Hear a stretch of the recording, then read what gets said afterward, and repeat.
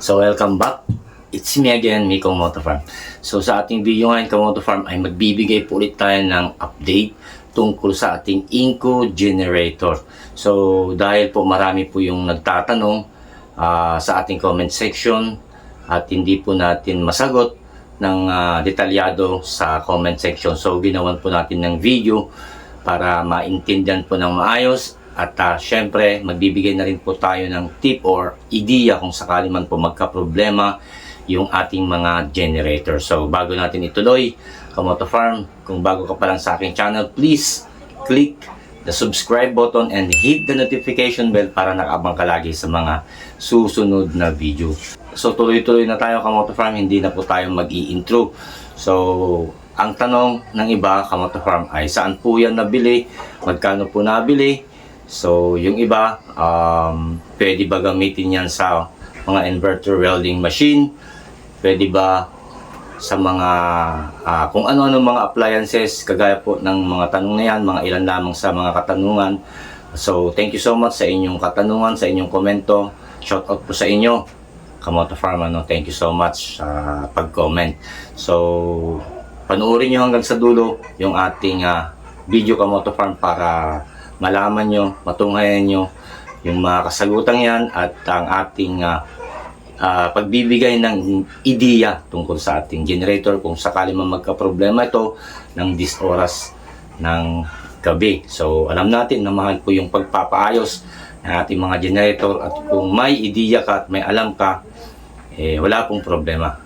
Hindi ka mapapagasto, Kamoto Farm, hindi po ba? Unang-unang tanong, Kamoto Farm, saan po nabili? So, nabili ko po ito sa isang legit store na Inco Tool Shop doon sa Shopee. So, wala po akong maibibigay na link, Kamoto Farm, dahil yung store na binilihan ko po ay sold out na siya. So, pwede po kayong bumili sa ibang store na legit Inco tools na makikita naman po ninyo sa kanilang feedback kung legit po nga ba sila. So sa binilan ko po, Kamoto Farm, ay sold out na. So ang presyo po ng Inco generator na to ay ayan, Kamoto Farm, almost 6,500 kasama na po sa shipping fee. So ano-ano nga ba yung mga kasama sa karton pag natanggap na natin yung ating parcel? So, Kamoto Farm, ito po yung mga kasama sa kanyang karton. Unang-una, syempre, yung ating generator. Then, ang manual. Tapos, meron po siyang adapter. Ito po siya. Kamoto Farm, ito siya. May sasaksak po ito dun sa mismong generator. So, ang kailangan lang natin ay extension wire. Dun sa nagtatanong, Kamoto Farm, kung kasama ba yung extension wire, hindi po kasama, ito lang po yung kasama. So, tayo na po yung magpro-provide ng extension.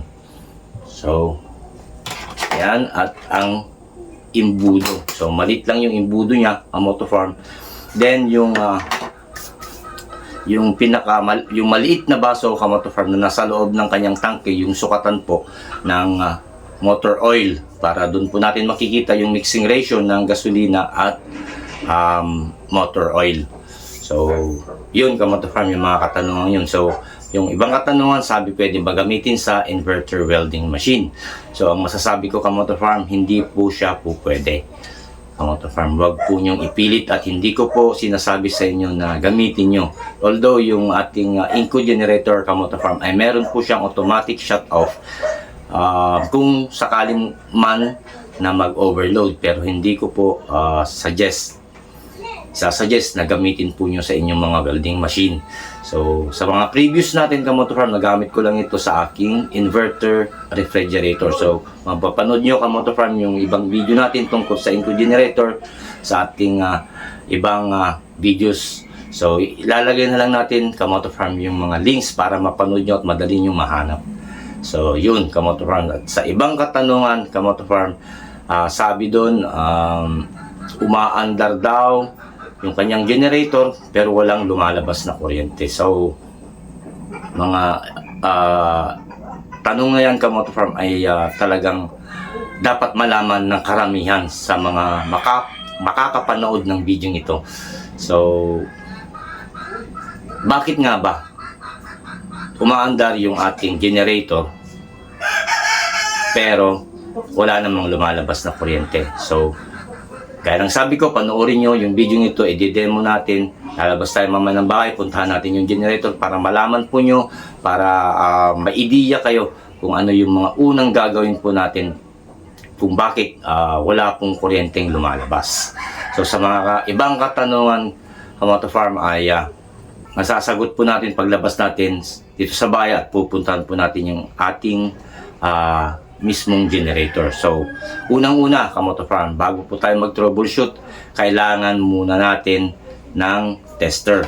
So, dapat meron po kayo nito. Napakahalaga nito, Kamoto Farm, kung meron po kayo nito. So, napakalaki po yung tulong nito, lalo na kung siguro naman, Kamoto Farm, kahit baguhan ka lang sa paggamit ng tester, kung yung gagamitin mo lang naman dito is yung continuity, ibig kong sabihin yung diretso lang.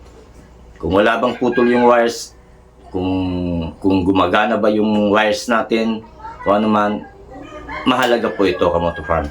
So, ito yung una una na i-provide natin para malaman natin kung ano ba talaga ang problema, kung bakit wala pong lumalabas na kuryente. So, unang-una, Kamoto Farm, di ba? Umaandar yung ating generator na wala namang kuryenteng lumalabas. So, ang continuity, Kamoto Farm, yan lang. Pagdikitin mo lang iilaw, yan yung ibig kong sabihin. So, napakasimple po. Ibig sabihin, pagka putol po yung wire, ay hindi po yan gagana. Hindi po yan iilaw. Yan, Kamoto Farm.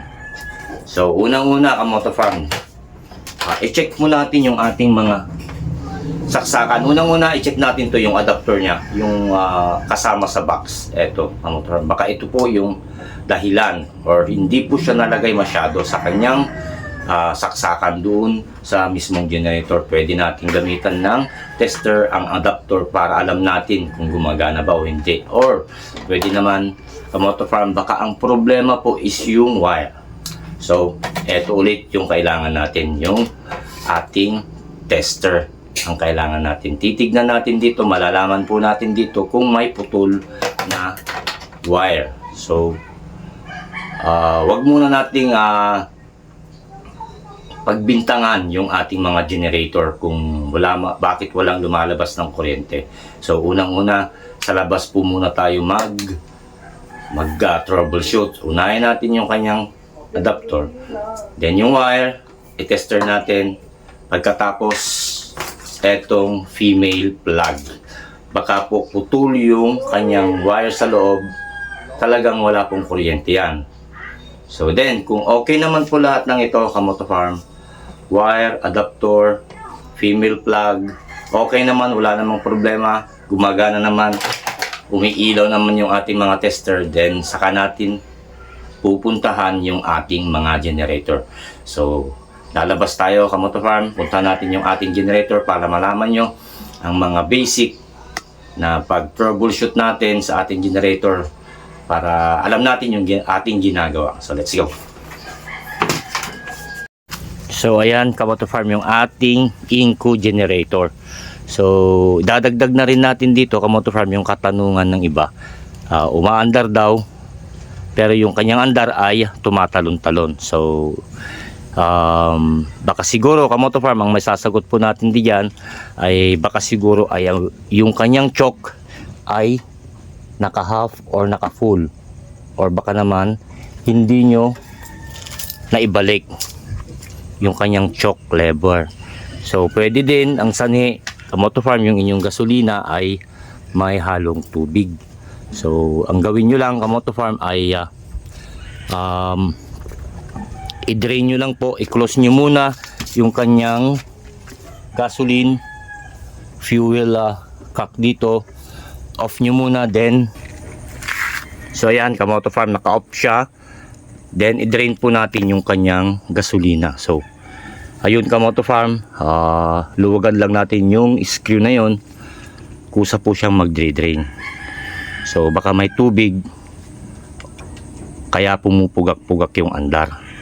So ayun lang po yung masasabi ko Kamoto Farm. Then kung ganun pa rin ay pwede natin ipa-check sa mga mekaniko. So ayun, sa kanyang adapter Kamoto Farm, dito natin isasaksak. Yan. So kung gaya ng sabi ko, kung okay naman po yung wires natin, adapter natin, okay naman, ginamitan na natin ng tester. So dito tayo magto-troubleshoot. So kapag pinaandar po natin ito, isasaksak natin yung ating tester kabilaan. Yan. Ganyan Kamoto Farm. Kabilaan habang umaandar siya. Then iset po natin yung ating tester sa 250 ACV. So habang umaandar, isaksak po natin, ilagay po natin sa 250 ACV bago natin isaksak ito. Huwag po kayong matakot Kamoto Farm, di po kayo makukuryente.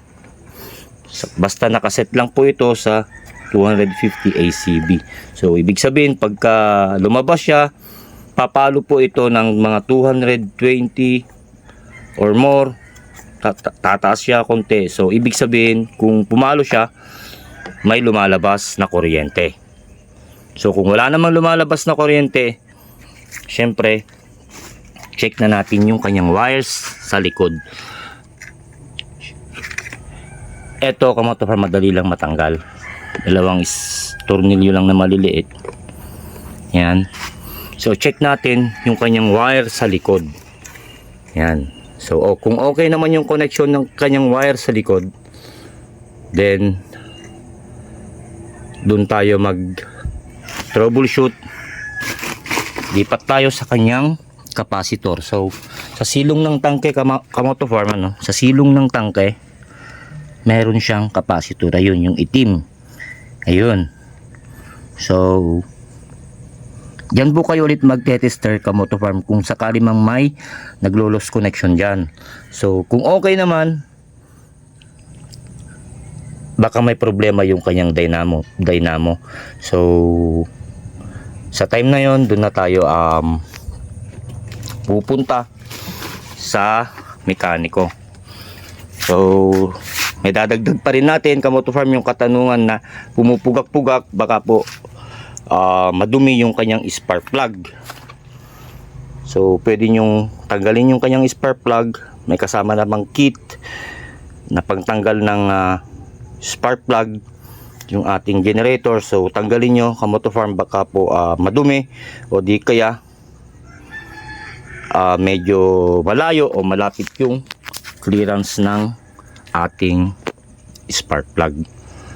So ayun lang Kamoto Farm, yung mga simple basic na ideya na may share natin sa inyo kung sakali man magkakaproblema, lalo na kung nasa this oras ng gabi. So napakahalaga po ng generator kapag walang kuryente, dahil alam natin kawawa yung ating mga anak, maraming lamok, hindi makakatulog ng maayos kung walang ilaw. So kaya po namin siya binili.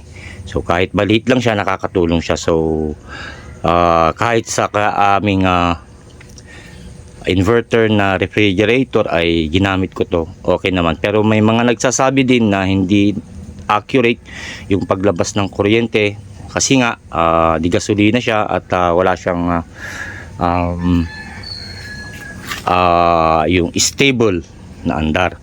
So nagbabago-bago. Okay naman yung suggestion niya, kaya lang yun lang, eto lang yung nakayanan namin. So okay na rin to. Then wala po siyang voltmeter. Sa nagtanong po kung may voltmeter ba, wala po siya nakalagay na voltmeter. So yun Kamoto Farm ang wala sa kanya. So thank you sa nag-comment na hindi daw accurate yung paglabas ng kuryente. So ganun pa man, so far so good naman, walang problema sa ating gas consumption. Mapapanood po natin sa ating videos, ilalagay po natin yung mga link sa description box para madali po nyong mahanap. So, ngayon lang Kamoto Farm yung ating pag-share ng ideya tungkol sa ating Inco generator. So, hanggang dito na lang ulit muna ating video Kamoto Farm, at sana may natutunan kayo at napulot na konting ideya sa ating video ito. And please don't forget to subscribe my YouTube channel Mikong Moto Farm and hit the notification bell para nakabang po kayo lagi sa mga susunod na videos natin. Have a nice day everyone. Ingat po tayong lahat. Mikong Moto Farm signing off. Bye.